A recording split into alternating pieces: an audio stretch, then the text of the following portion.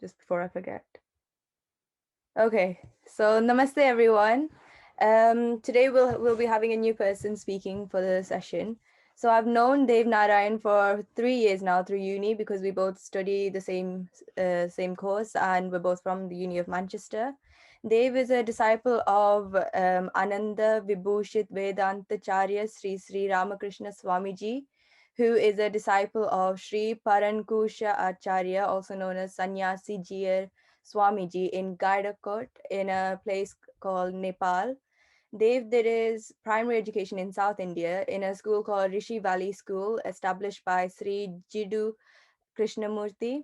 The aim of this session is to induce a sense of bhakti and sharanagati in the youth through Shankar Chakra organization. This organization was established to spread the Sanatana Dharma among the youth of the world. With great pleasure, I'd like to hand over to Dev Narayan Srinivas, who will be talking to us about the logic behind Bhagwan. योनित्यमच्युतपदां भुजयुग्मरुक्म व्यामोहतस्तदितराणि तृणाय मेने अस्मद्गुरोर्भगवतोस्य दयैकसिन्धो रामानुजस्य चरणौ शरणं प्रपद्ये कौडिन्यवंशवरवारिधि पूर्णचन्द्रं श्रीमत्पराङ्कुशपदाम्बुजभृङ्गराजं रङ्गार्यदेशिकवदाप्तसुदेशिकत्वं श्रीरामकृष्णगुरुवर्यमहं प्रपद्ये. जय Sriman Narayana. Namaskaram everyone. I hope you're all well. That was the Mangalacharan. Before we start, we remember our acharyas, and with the grace of acharyas only, we can anything that we do reaches a good conclusion and a good end.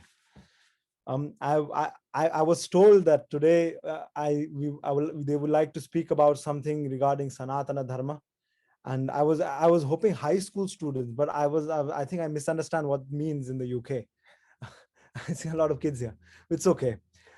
So let us understand what we are to reach where we are. So where we want to go. Okay. So the topic of conversation today is the logic behind the existence of Bhagavana, or what you may now call God in the English language. I will be using the term Bhagavana for the remainder of the session. So every time I use the word Bhagavana, it is to be understood that we are referring to the Supreme Personality of Godhead, meaning there is nobody beyond him. He would be the ultimate reality of this existence. He is the ultimate Bhagavana. Okay. Now, to understand what there is, we must understand first who we are. Okay. If we ourselves don't know the logic behind us, becomes a tricky situation. Okay. So who am I? What is it that this existence holds for us? Who is this individual entity? And where do I go in search of something that I do not know?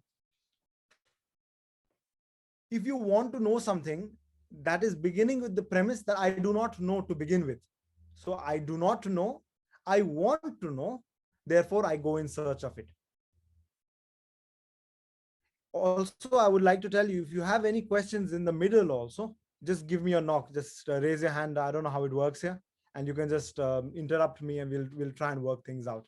I've also thought of making this session a little more interactive, just because it's better to answer the questions that you already have than me to impose certain information to you, which you may not want to listen to. Okay, so I'll just give you a broad outline of a few concepts, and using those concepts or something other, anything else in Sanatana Dharma, you could just question me. Okay, and if I can answer it, I will try with the best of my abilities.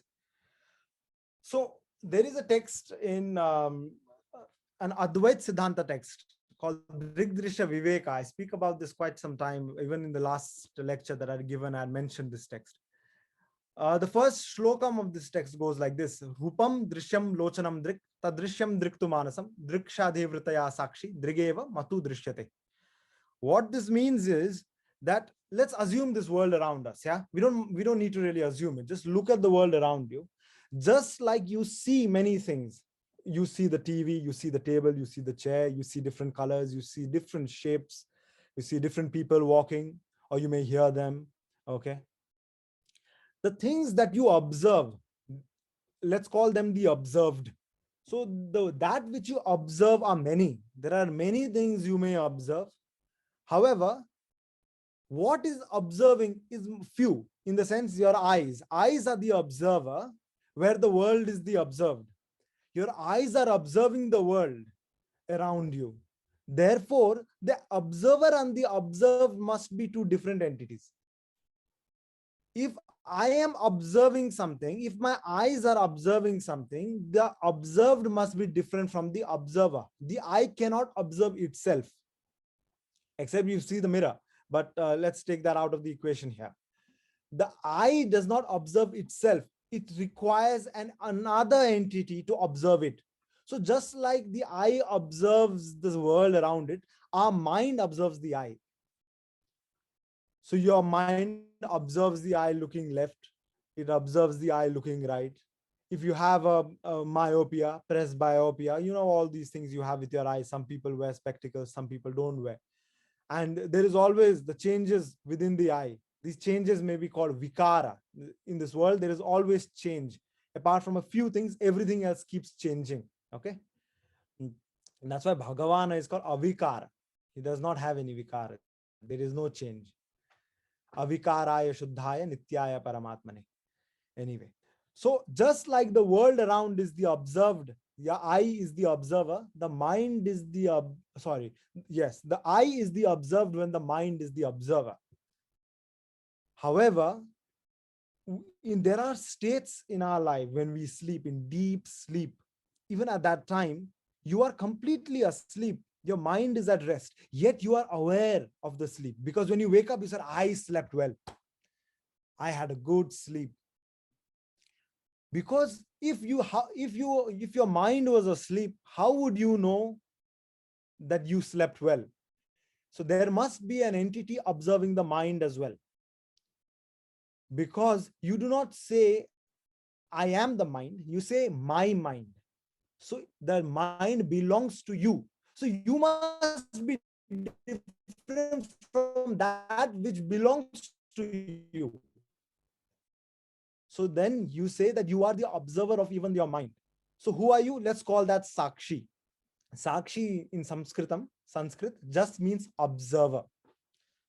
So just like the world is observed by the eye, the mind observes the eyes, and the I, which is the self, the observer observes the mind. So I must be that observer. Every time I say I am this, I am that I must be referring to the observer of the mind.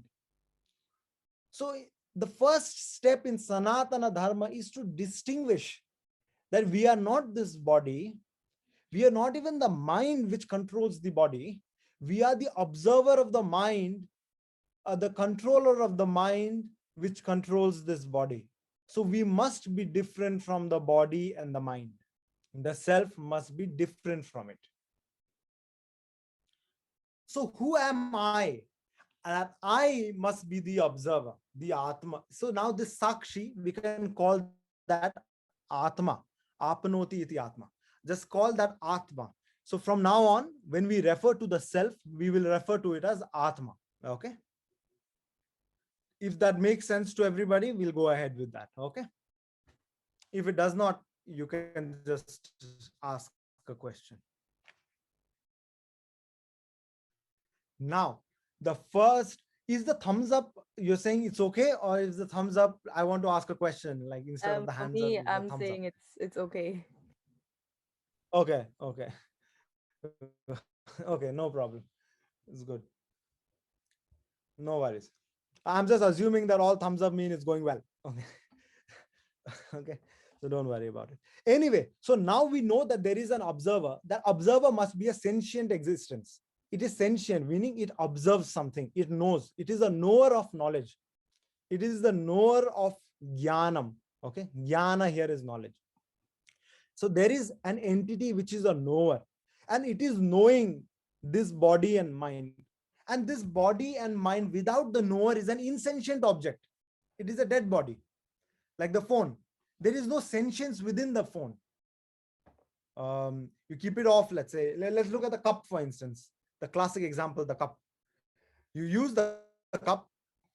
It it does not have its own sentience. If I leave this cup in this room, it does not know itself. When I enter it, oh, white cup, I observe it because I am a sentient entity, and in the association of a sentient entity, the cup, the existence of the cup is established. Without a sentient entity, an insentient entity cannot establish existence. Okay. So this insentient existence must also be a reality. Let's assume that it's a dream. Let's assume which is not a dream, or it may or may not be, but let's assume this insentient existence that we see around us is a dream. Even if it is a dream, there must remain somebody who dreams it. So there must be an established entity dreaming this dream. So there must be this existence. So let's take this pen for instance. If you have this pen, you can break this pen down, yeah, into the plastic, the polyethylene, polyester, I don't know what this is made of.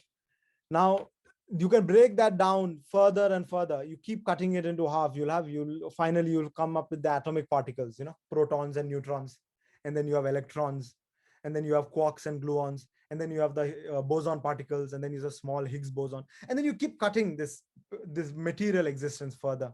As you keep making it smaller and smaller, it'll reach a point that it's so small that it does not have a form.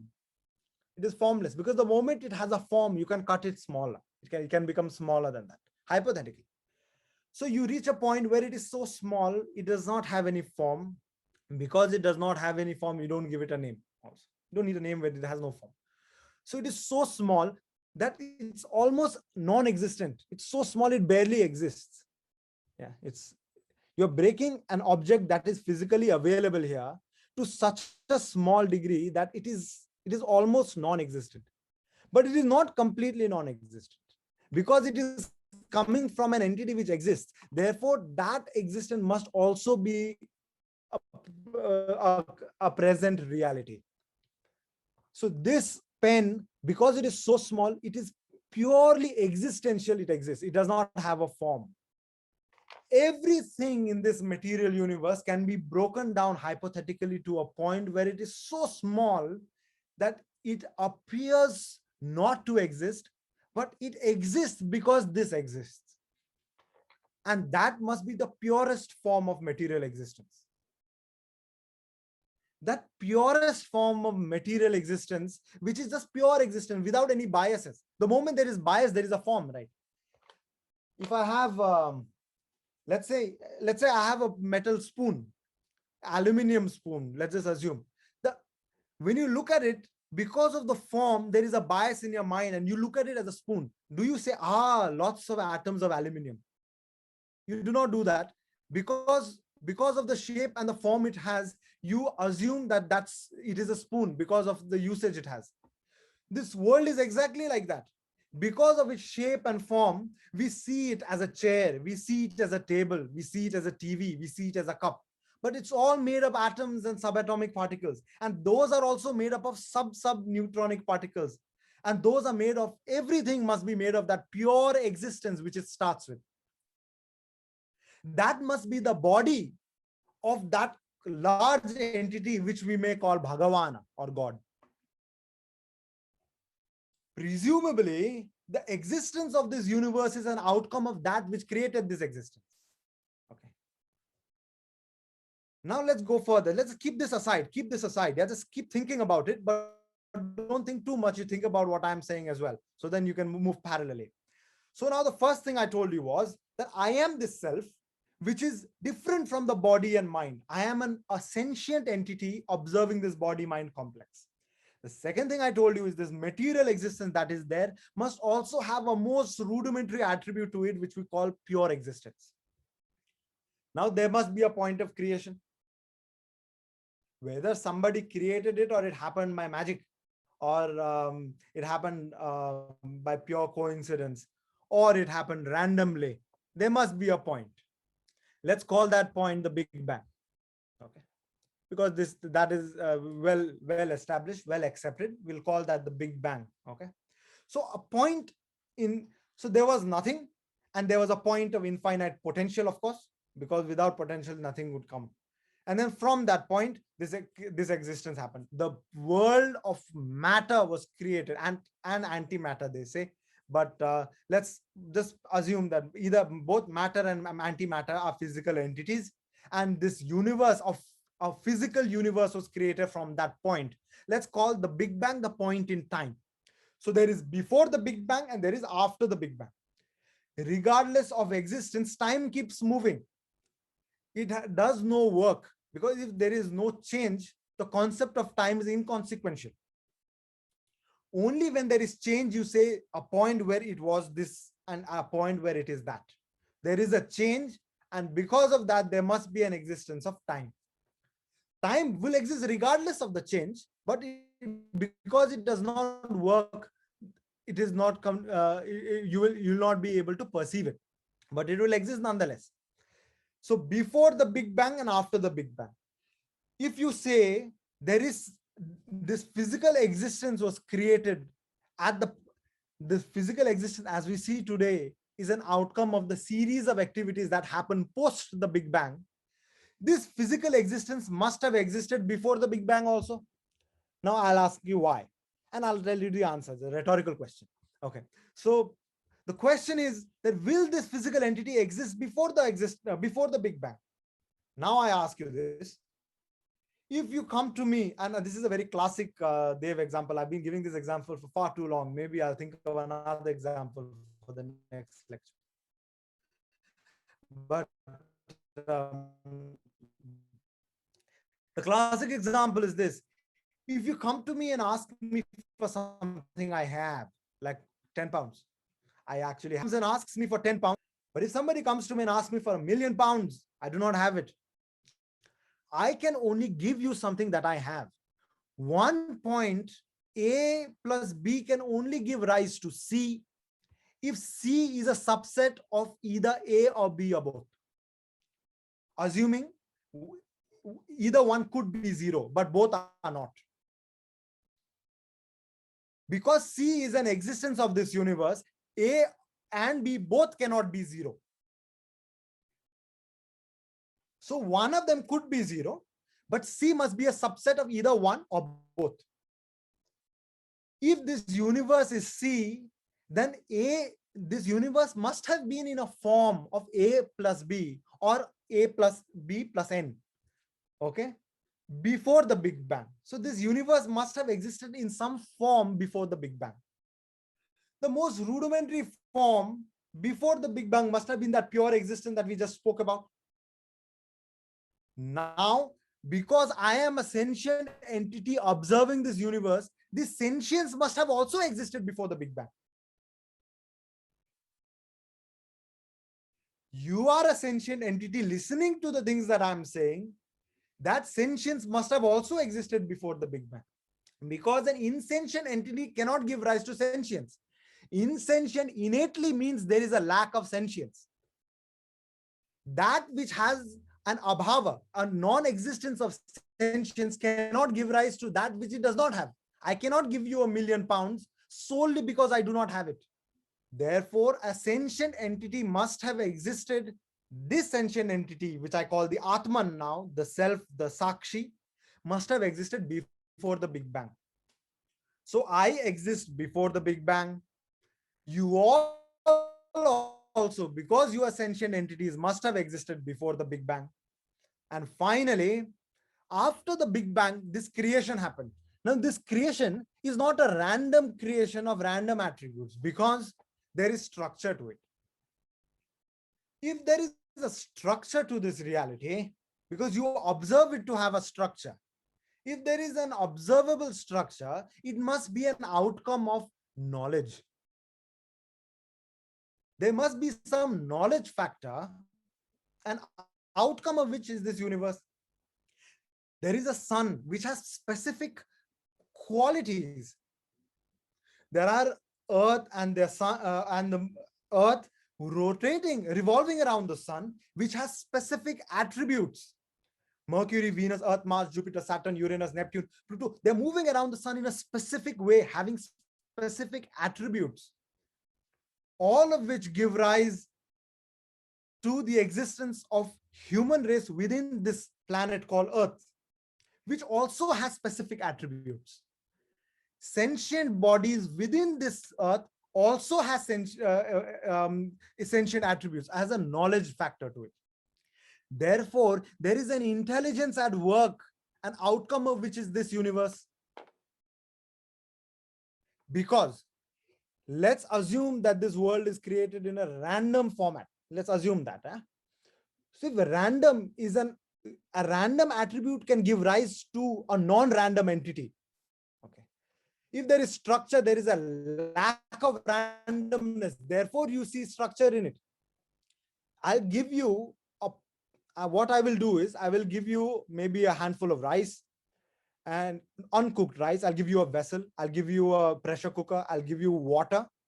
Okay. I'll give you a gas, a stove. I'll give you a cylinder, gas cylinder also. I'll give you a lighter, which works. All of these work. I'll keep it in the middle of the room. And then we'll both sit outside the room and we'll just observe it. Will the rice cook itself? Everything is there. What does this room require for the rice to be cooked? It requires a sentient entity. Firstly, it required a sentient entity to grow that rice. It required a sentient entity to make those vessels and all the utilities that are required to cook. It required another sentient or the same sentient entity to bring them all together, put them in the right way, and finally to cook it also a sentient entity is required. Therefore, knowledge by itself cannot work. It requires a harbor for that knowledge.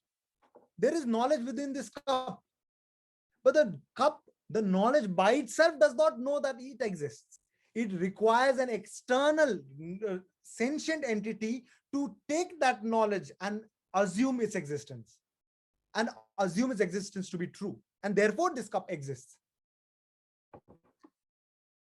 Therefore, because the rice can't cook itself, this entire existence must be an outcome of a sentient entity.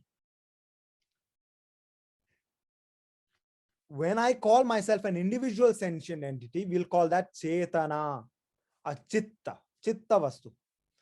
The world, this is the material existence, is Achitta, Achetana. There is no sentience in this. But before the Big Bang, both the Chitta and Achitta, the Chetana and Achetana existed. And because the Chitta and Achitta came together in a certain way to form this existence that we know, therefore, this body is created. You and I are talking because of the specific association of the Chitta with a specific association of the Achitta. Only in a specific way can a human being be formed, and a specific other way that all the other living entities can be formed. All living entities have a sense of sentience of varying degrees, but they all have sentience. There is a knowledge factor to it. So there must be an entity which has ensured the Chetana and Achetana come together in a certain way to form this existence that we see as this universe, and what we will call that as samsara. We will call that samsara. So this samsara has been created by the association of Chitta and Achitta. Who has done it? The Chetana is, if we say we have done it, then we should have been able to do anything else at the moment and create a new universe. But we are not able to do it at this moment. So there must be a superior Chetana which enables the creation of this universe. And that superior Chetana, we'll call that Parama Chetana or Ishvara or Bhagavan.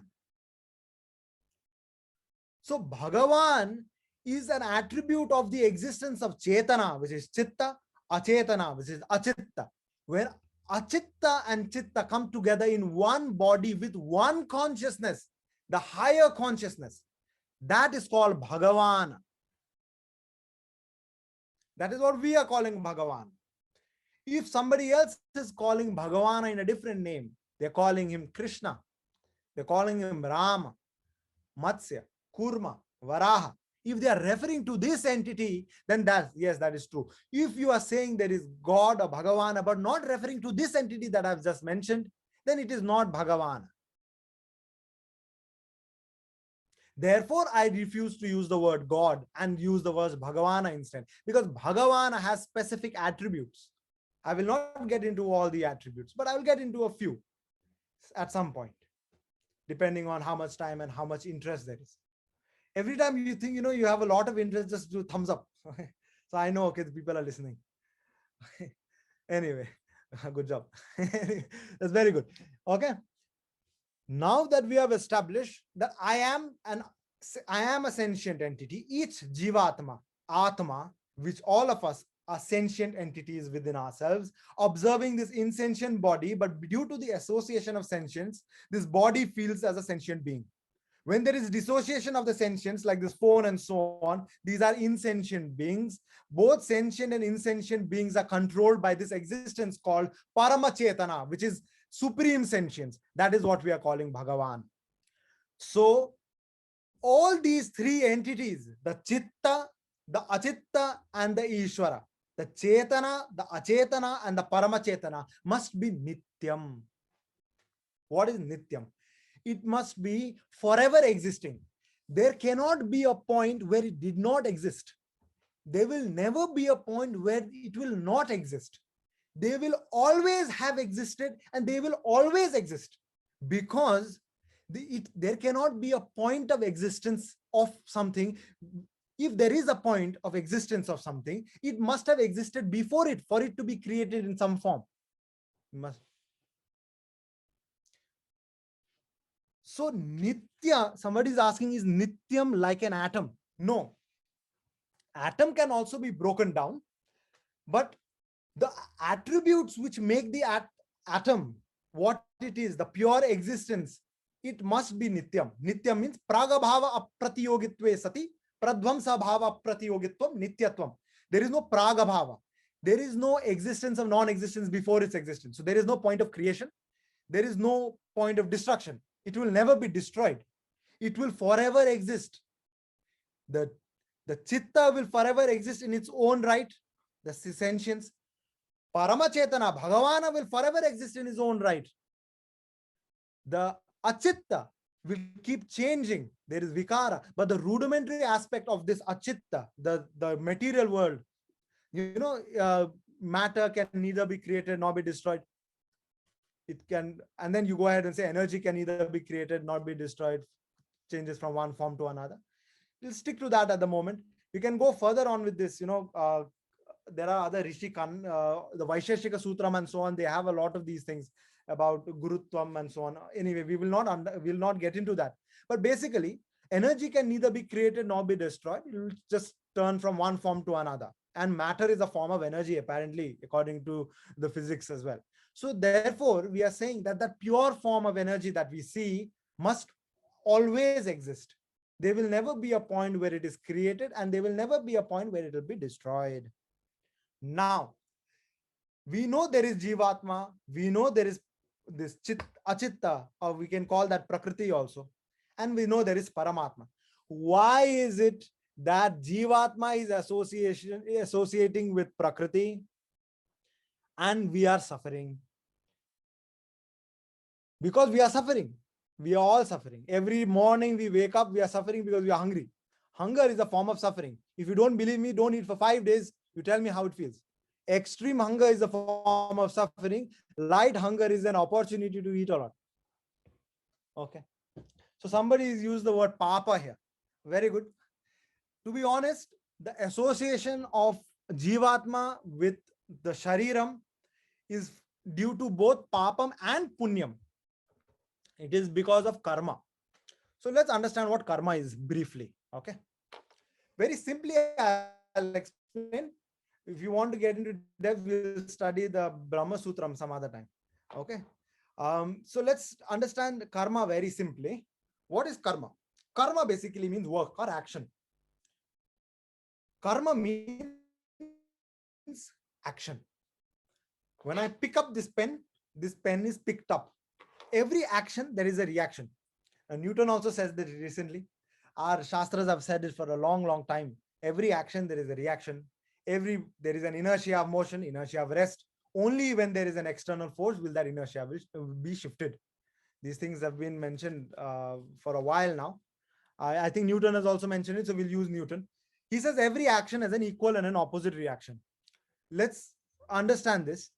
Every action has a reaction. Whether it is equal and opposite let's say it is opposite also, but there is a reaction to every action nevertheless. Okay. Now I do an action, there is a reaction, the pen is picked up. Every action, there is a reaction. The reaction is an action of a previously caused action. And the action which is causing a reaction must also be an outcome of a previously caused action. So the fact that I am picking this pen up, I am causing the action. This is a reaction. The reaction to the action is the pen is being picked up. Now the pen is being picked up is the action. The reaction, which is the air around the pen is moving. The air moves and it keeps moving. So there is always a reaction. There is a cycle. Yeah. Now the fact that I picked up the pen, the outcome of this action is also that this is also a reaction. The fact that I'm speaking is a reaction of a previously caused action. The fact that somebody approached me, asked me to do something, and an outcome of which I'm here. I'm just giving a vague example. Yeah. And then, so every action, there is a reaction. Is there an action without a reaction? No. There is no point of an action if there is no reaction. An action is caused as a basic intent to cause reaction. An action innately presumes that there must be a reaction. Otherwise, there is no point of the action. Then there is no action at all. Now, if every action mandates a reaction, an action in itself must be a reaction of a previously caused action. Therefore, if you keep going back, the birth of myself, this physical body, must also be an outcome of a previously caused action. Now, this physical body is born because of the communion of two, male and female. That's fine. The physical body is born. But we have just mentioned that physical body is not me. I must be that observer. Now, if I punch the wall, will I get hurt or somebody else get hurt in India or wherever? The other side of Manchester. When I punch the wall, I get hurt. So the doer, the reaction of every action finally comes back to the doer only, doer of the action, the cause of the action. The effect, final effect of the action must innately come back to the doer of the action. Therefore, my birth must also be an outcome of an action done by me. But before my birth, the body did not exist. I must exist before the body then. I must have existed before my body. An outcome of an action which I have done is the creation of this body. Now that action is called karma. So I have done work in the past. Every action causes a reaction to the doer of the action, that is the Atma. The Atma does the work, it keeps doing. Then because of the dissociation of the Atma from the physical body, that is what you call death. After the death, many actions have been put into place, the reactions which have not been experienced by the body, by the Atma. So to experience the reactions of that, of the work that the Atma has done, it has to be born again. So this action is called karma. The actions that you use to create this body to be born into it is called prarabdha karma. From what you already have left is called sanchita karma. And then you come into this world. So with a karma that you have already accumulated, the actions and the reactions and the influences that you have already accumulated in the past, using those influences, you approach, you approach the womb of the mother and then be born. Now, one question is, somebody is asked here, will you definitely get a reaction? But there are lots of questions here. Will you definitely get the reaction of all the actions that we are doing at some stage via karma? And the answer is yes, at some stage you will. That is the basic tenet. That's why you have to be born constantly. So to fulfill the reactions of the actions previously caused, you're born in this world. As you do karma, some papam, if you experience something good, some punyam will be exhausted in the sanchita karma. If you do something bad, if you experience something bad, some papam will be exhausted. But since you keep doing work, you associate with the jivatma and say, I am the doer of the action. You'll constantly create action and then you'll constantly be born. And this cycle of birth and death is also nitya. So if somebody asks, when is the first time I was born, when I created, I may not have any karma, and there is no first time. This is also constantly happening. There is no point. So karma is also nitya. It is not completely nitya, but in the sense that you have accumulated a lot of karma and you're constantly born, but you don't have to constantly accumulate karma and constantly be born again and again into this world of suffering and misery. You want to come out of this. The fact that your Atma wants to come out of this is why you are attending this session in the first place. There is some influence. You have some punyam using which you have come to this session, and you will go to many such sessions. Every time you listen, some punyam will be exhausted. However, that punyam has pushed you towards this.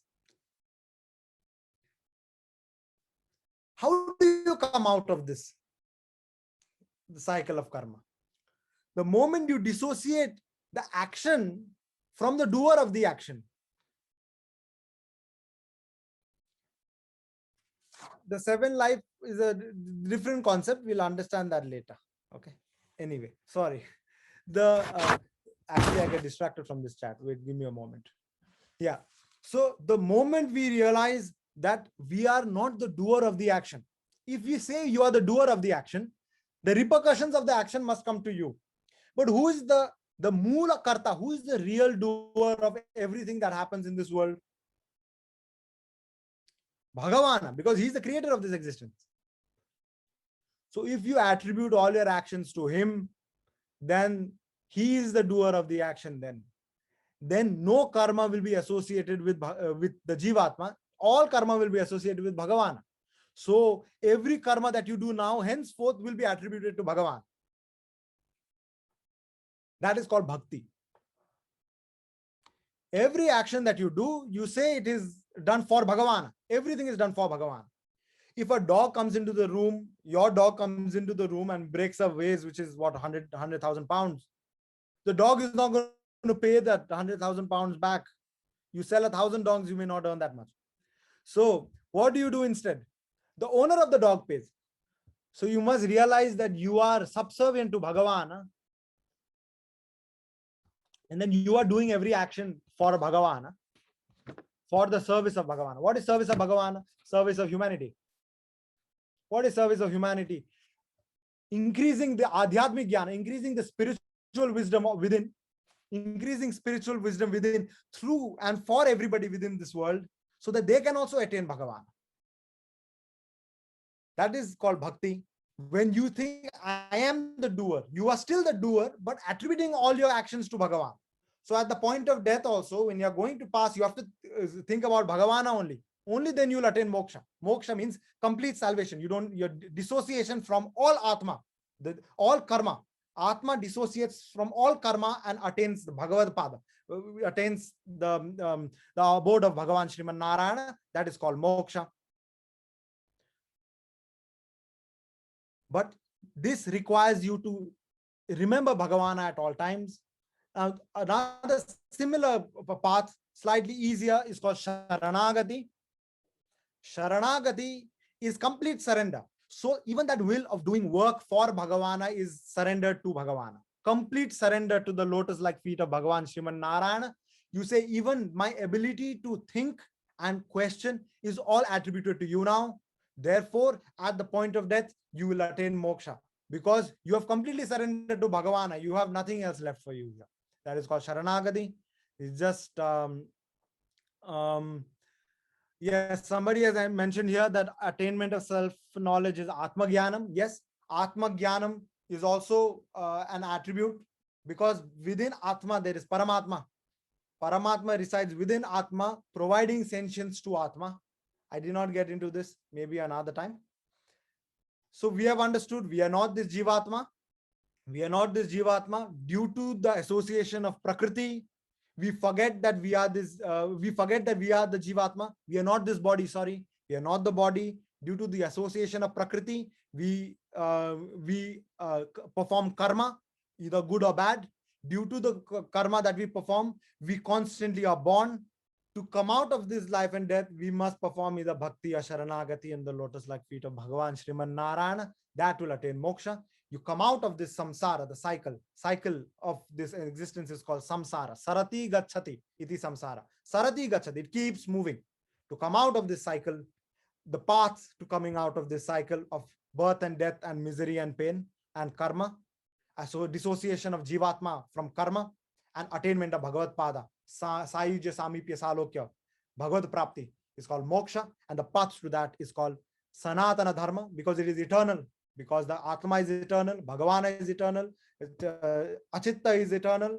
The knowledge to attaining all this, the Vedam is eternal. Therefore, the path to attaining moksha must also remain eternal, and that path is called Sanatana Dharma, eternal path to ultimate salvation. Srimate Ramanujaya Namaha. If you have any questions, that's why you could ask, and we can go ahead. Nima, how would you want to go ahead? So there was a few questions. One of them was that, is there any similarities between Atma and God? So Bhagwan. Yes. So there are certain different philosophies. Some philosophies, like the Advaita Siddhanta, says Atma is only Brahman, Bhagavan. But from the point of view of Vishishtadvaita Siddhanta of Ramanujacharya, that is not possible completely, because if Atma was only Bhagavana, then the knower and the known is the same thing. If the knower is only known, then why is there this agyana? If I am only Bhagavana, then I myself, therefore there must be agyana in Bhagavan. Now the Bhagavana means which is blemishless. There is no blemish. So how can Bhagavan have agyana? There are some questions regarding that. Regardless, Jivatma, within Jivatma, there is Paramatma. So Paramatma provides sentience to Jivatma also. Okay. And Jivatma and Prakriti are part and parcel of the full body that is Bhagavan. So yes, there is difference between Jivatma and Paramatma, but they're very similar. They are small, one or two differences, but they are very similar to one another. And attainment of Bhagavana means attainment of all the knowledge also. There are Satyatvam, Jnanatvam, Anantatvam, Amalatvam, Anandatvam. These 5 attributes. With lack of time, I'm not explaining them. But there are these attributes, and all these attributes will also be yours when you attain moksha. There are small things which may not. Okay. I hope that answered your question, Rajni Aunty. Another question was, what if people do bad deeds? Does that also go to Bhagavana? Yes, but once the thought that once you have surrendered, truly surrendered, bhogyatva parantatriyatva it's called. Once you truly surrender, then knowingly nobody will do bad deed.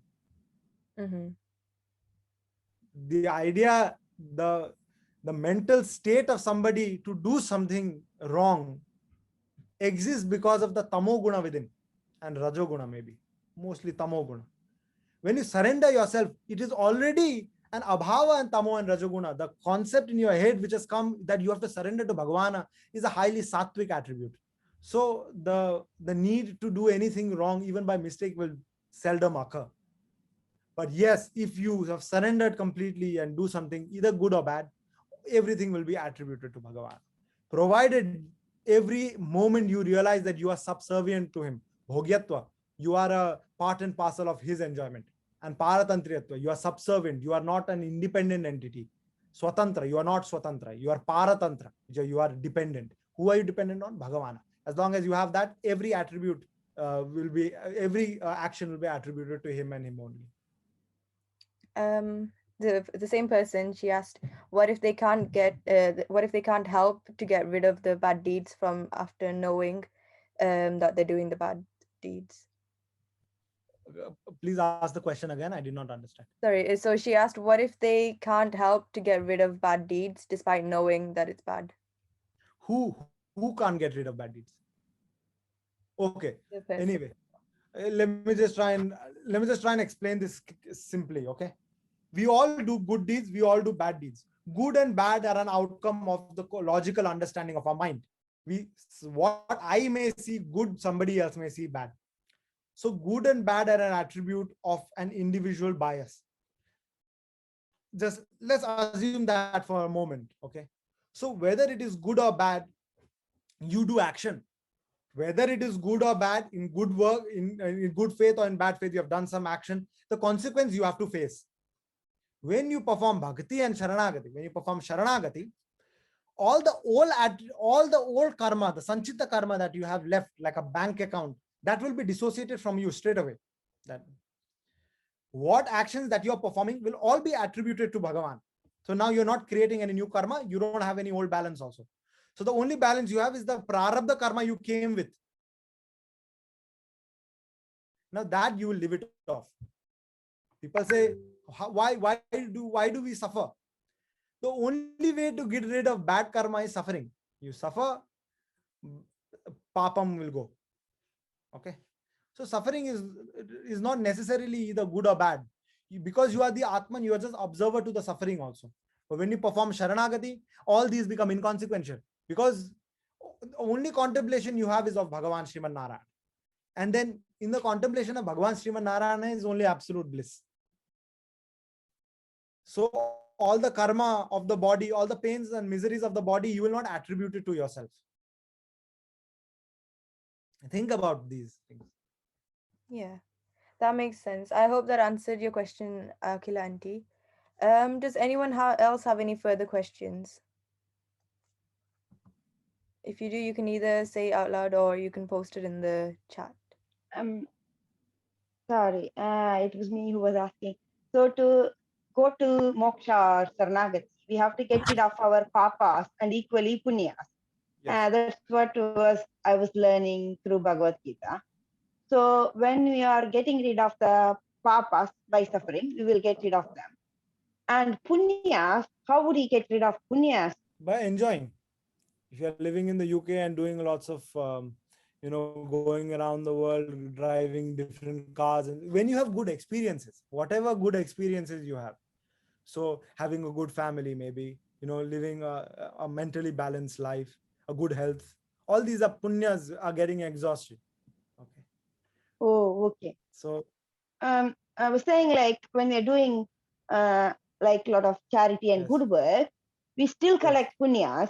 How would we able to get rid of those punyas? See, as long as you say you're doing charity, because I'm doing charity. So if I say Devnarayan, he's an amazing guy, does a lot of charity, he has no money, but does a lot of charity. If he says that, then I'm accumulating punyam, definitely. And that punyam will give fruit in my next life. Using punya, I'll be born as a rich man, maybe. The same money that I'm giving away. We don't want to take birth. What if we don't want to take birth? Then you attribute all you want to get rid of all the punyas and papas at once. What way we can go about? That's when you perform Sharanagati. So once you perform Sharanagati, all your papas and punyas of the past have gotten exhausted. And the prarabdha that you have come, you'll have to live it off. All actions that you're doing, let's say you're doing charity now also, all those actions will be attributed to Bhagavan. So that karma will not be reflected to you. Because so, performing Saranagati means, how do we do it? Yeah, so there is a method. You have to find an acharya, and through the grace of the acharya only you will perform Sharanagati.